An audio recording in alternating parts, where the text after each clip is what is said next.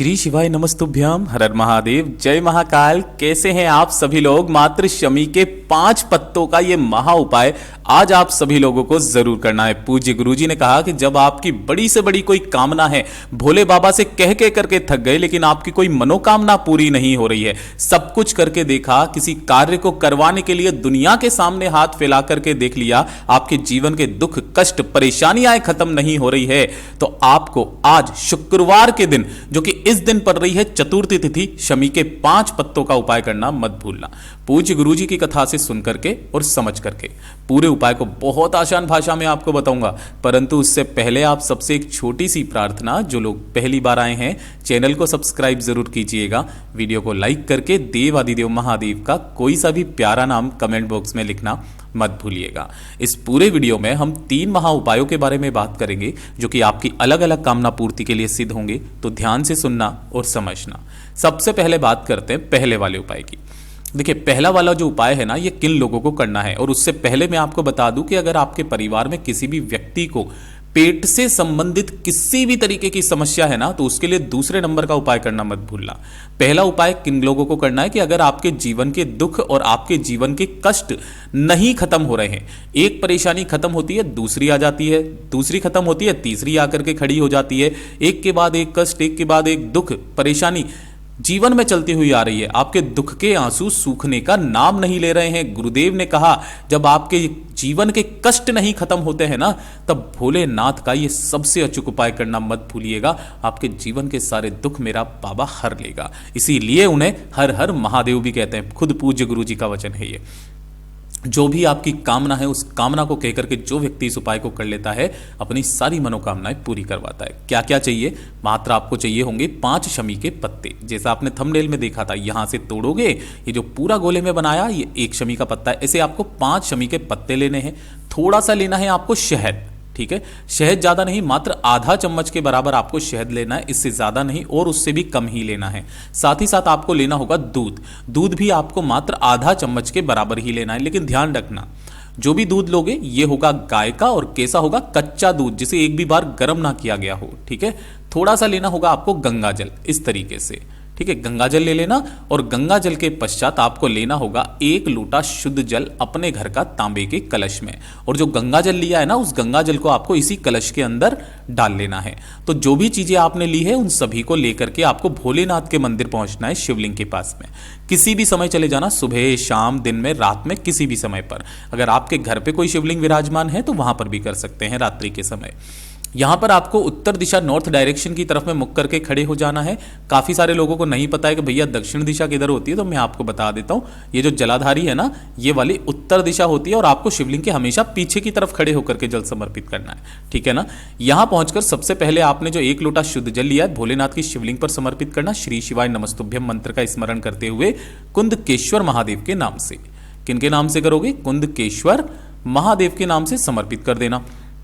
समर्पित कर देने के पश्चात जो भी जल जलाधारी से बहता बहता नीचे की तरफ आएगा ना, उसे थोड़ा सा जल अपनी दाहिने हाथ की हथेली पर रोकना, अपने दोनों नैनों पर अपनी कामना कह करके लगा लेना। तो पहला तो काम आपने जल समर्पित कर दिया। उसके पश्चात जो आपने 5 शमी के पत्ते लिए हैं ना, उन 5 शमी के पत्तों को आपको अलग अलग तरीके से रखना है। जैसे 5 है ना, तो इनमें से 2 अलग रखना और 3 अलग रखना। ये जो 2 होंगे ना, इन दोनों पर आपको लगाना होगा दूध, ठीक है, और ये जो 3 है, इन पर आपको लगाना होगा शहद। अब इनको चढ़ाने का क्या क्रम है? इन्हें मतलब दूध के अंदर डुबो देना है अच्छे से, और इन्हें शहद के अंदर अच्छे से डुबो देना है, ठीक है ना। सबसे पहले आपको दूध वाला जो है पहला शमी का पत्ता भोलेनाथ की शिवलिंग पर, जहां से जल नीचे गिरता है जलाधारी पर, है ना, अपनी कामना कहते हुए समर्पित करना। और जो दूसरा शमी का पत्ता है, उसे आपको भोलेनाथ की शिवलिंग पर समर्पित करना है। श्री शिवाय नमस्तुभ्यम मंत्र का स्मरण करते हुए, अपने घर की सुख शांति समृद्धि की कामना करते हुए, अपने जीवन के क्लेशों को दूर करने की कामना करते हुए। तो आपको ये दोनों तो आपको यहां समर्पित करने हैं। सेकंड नंबर पर जो ये शहद वाले शमी के पत्ते हैं ना, इनको चढ़ाने का क्रम बदल जाता है। जो पहला शमी का पत्ता होगा, वो माता अशोक सुंदरी के स्थान पर समर्पित करना है। दूसरा शमी का पत्ता भगवान गणेश जी के स्थान पर समर्पित करना है, और तीसरा जो शमी का पत्ता है, वो माता रानी के हस्त कमल से स्पर्श करा करके भोलेनाथ की शिवलिंग पर समर्पित करना है। इस चीज का ध्यान रखना। और जब आप भोलेनाथ की शिवलिंग पर समर्पित करेंगे, तब आपको अवधूतेश्वर महादेव का स्मरण करना है। किनका? अवधूतेश्वर महादेव का स्मरण करना है। गुरुदेव ने कहा जो व्यक्ति चतुर्थी तिथि के दिन या किसी भी शुक्रवार के दिन इस उपाय को कर लेता है ना, उसके जीवन के सारे कष्ट वहीं खत्म हो जाते हैं, उसके जीवन में धन की आवक बढ़ने लगती है। पूज्य गुरु जी का बहुत अद्भुत और अचूक उपाय है, जरूर कीजिएगा। और ये दूसरे नंबर का उपाय करना मत भूलिएगा, जो कि मैंने आपको शुरुआत में ही बताया था कि अगर आपके परिवार में किसी भी व्यक्ति को पेट से संबंधित किसी भी तरीके की कोई बीमारी है, अब वो बीमारी में लेकर के कौन कौन सी हो, किसी के अपच की बीमारी होती है ना, किसी के अल्सर हो जाते हैं जिन्हें पेट में छालों की बात करते हैं, या फिर पेट में किसी तरीके की गठान हो गई है ना, किसी भी तरीके की अगर समस्या आपके पेट से चलती हुई कोई बीमारी है, लंबे समय से आपके दूर नहीं हो रही है, तो एक छोटा सा उपाय करना स्टार्ट कर दीजिएगा। लेकिन इसका एक नियम है, गुरुदेव ने कहा 7 दिन लगातार आपको करना है, 7 दिन लगातार। बिल्कुल सिंपल सा उपाय है, कुछ नहीं करना है। क्या करना है, एक आपको लेना होगा इस तरीके से बेलपत्र जो कहीं से भी खंडित कटा फिटा ना हो, और 1 लोटा शुद्ध जल अपने घर का तांबे के कलश में, ठीक है। और इन्हें लेकर के आपको भोलेनाथ की मंदिर में जाना है, शिवलिंग के पास। यहां पहुंचकर आपको शिवलिंग के पीछे की तरफ ही खड़े होना है, जैसे मैंने आपको बताया था, जिससे आपका मुख उत्तर दिशा की तरफ में हो जाएगा। यहां पर ला करके सबसे पहले तो ध्यान से सुनिएगा, जो आप एक बेलपत्र समर्पित करते थे, कैसे करते थे, डंडी रहती थी जलाधारी की तरफ, बीच वाली पत्ती का मुख आपकी तरफ रहता था। लेकिन यहां पर आपका बेलपत्र चढ़ाने का क्रम बदल जाता है। इस बार डंडी रहेगी आपकी तरफ और बेलपत्र की बीच वाली पत्ती रहेगी जलाधारी की तरफ। इस तरीके से समर्पित करना, अपना नाम, गोत्र, अपनी पेट की सारी समस्याओं को खत्म करने की कामना करते हुए अवधूतेश्वर महादेव के नाम से, ठीक है, ऐसे समर्पित कर देना। और जो 1 लोटा शुद्ध जल लिया है, अब इसके ऊपर बाद में जल समर्पित करना है श्री शिवाय नमस्तुभ्यम मंत्र का स्मरण करते हुए। अब ध्यान से सुनिएगा, जो भी जल जलाधारी से बहकर के नीचे आएगा ना, उस जल को जितना रोक सको उस जल को उतना रोकना यहां पर, ठीक है। जलाधारी से रोक लिया, रोक करके बाबा से विनती करके, कामना करके इस बेलपत्र को भी यहां से उठा लेना। दोनों चीजों को लेना, जल और बेलपत्र को यहां से उठा लेना।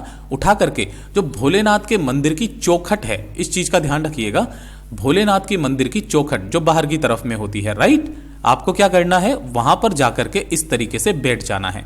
बैठ करके शिवलिंग को देखते हुए आपको जो एक बेलपत्र आपने ली है उसे चबा चबा करके खा लेना, अवधूतेश्वर महादेव का स्मरण करके। और उसके 5 मिनट के बाद में जो आपने जल रोका था, उस जल का आचमन करके घर पर आ जाइएगा।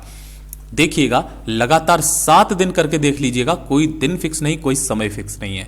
कभी भी इस वाले उपाय को करना स्टार्ट कीजिएगा, आपके अपने आप ही वो सारी समस्याएं खत्म होने लगेगी। यहां तक कि आपके अगर किसी भी तरीके की बीपी, कैंसर, लिवर, शुगर जैसी कोई बीमारी है ना, तो वो भी धीरे धीरे करके सामंजस्य में आने लगेगी। पूज्य गुरु जी का बहुत अद्भुत और अचूक उपाय है, जरूर कीजिएगा। और अब बात करते हैं तीसरे नंबर के उपाय की, कि जब आपकी कोई मनोकामना, कोई हृदय की बात पूरी हो ही नहीं रही है, सब कुछ करके देखा, थक गए, हार गए, बाबा सुन ही नहीं रहे हैं, तो इस चतुर्थी तिथि का सबसे अचूक उपाय करना मत भूलिएगा।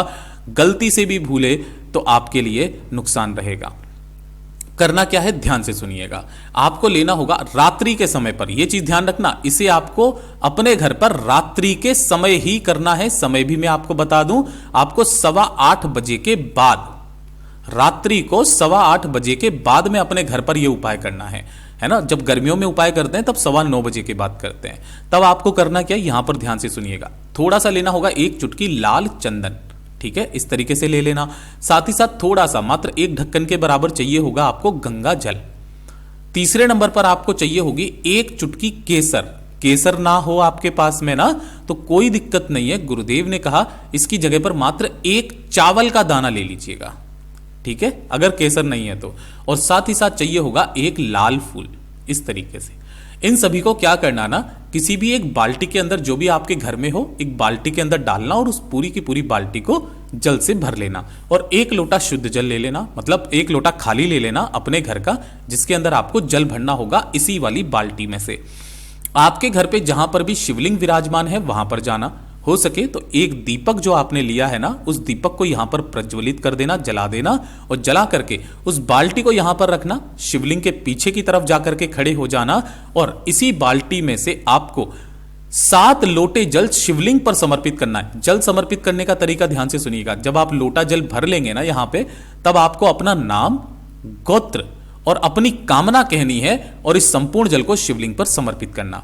फिर दूसरा लोटा भरोगे, फिर नाम गोत्र कामना कह करके दूसरा लोटा समर्पित करना। ऐसे 7 लोटे जल आपको यहां पर समर्पित करने हैं। बाबा से विनती करके, कामना करके, अपनी पूरी कामना को पूरा करने की कामना करके वापस घर की तरफ चले आ जाना है। गुरुदेव ने कहा कि इससे सुंदर उपाय चतुर्थी तिथि का हो नहीं सकता। आपकी चाहे कितनी भी बड़ी कामना क्यों ना हो, ज्यादा से ज्यादा 3 महीना पूरी होगी। पूज्य गुरु जी का बहुत अद्भुत और अचूक उपाय है, जरूर कीजिएगा। जैसा गुरुदेव ने बताया वैसा आसान भाषा में आपको बताने का प्रयास किया। वीडियो पसंद आया हो तो लाइक जरूर करना, चैनल को सब्सक्राइब जरूर कीजिएगा।